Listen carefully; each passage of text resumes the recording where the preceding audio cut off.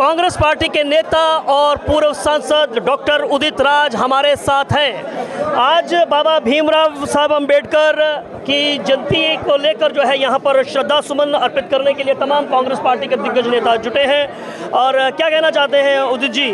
आप पूर्व सांसद भी रहे हैं और मौजूदा समय में बाबा साहब कितने प्रासंगिक हो गए हैं? देखिए, दिनों दिन नेहरू जी की सोच, गांधी जी की सोच, बाबा साहब डॉक्टर अम्बेडकर की सोच की प्रासंगिकता बढ़ती ही जा रही है। जैसे महिलाओं के उत्थान के लिए बाबा साहब डॉक्टर अम्बेडकर ने जितना किया है वो उसको अभी भी आगे बढ़ाने की ज़रूरत है। लोगों तक पहुंच नहीं पाया। दलितों का तो लोगों को समझ में आता है, आदिवासियों का समझ में आता है, लेकिन महिला वर्ग के लिए नहीं।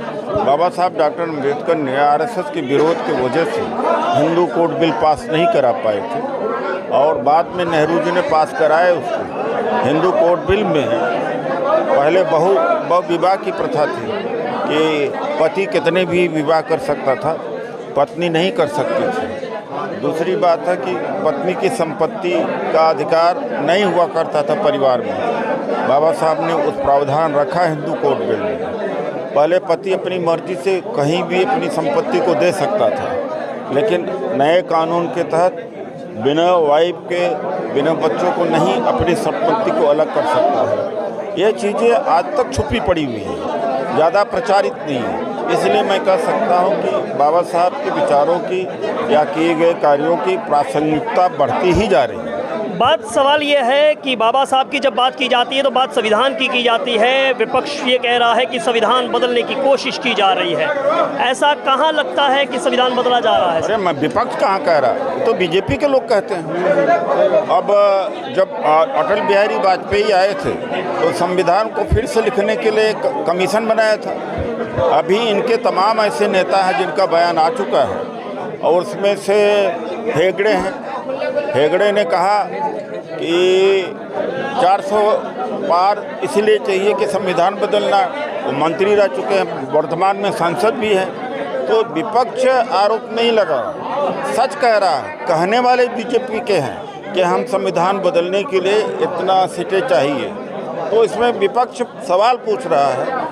अब मोदी जी झूठ बोलने का काम कर रहे हैं कि ऐसा नहीं है, लेकिन मोदी जी काफ़ी हद तक संविधान को क्षति पहुंचा चुके हैं। तो सर, आपका कहने का मतलब ये 400 पार का जो आंकड़ा रखा है वो इसीलिए रखा है ताकि संविधान बदला जा सके?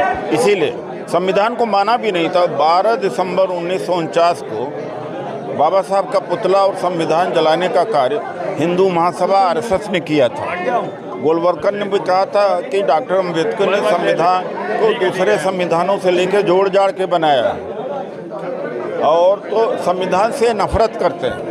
और आम आदमी पार्टी का साथ में आपका गठबंधन है, उन्होंने तो अपने कैंडिडेट्स को डिक्लेयर कर दिया है। अभी तक कांग्रेस पार्टी, क्या वजह है कि कांग्रेस पार्टी अपने चेहरे जो है वो घोषित नहीं कर पा रही? उसकी वजह क्या है?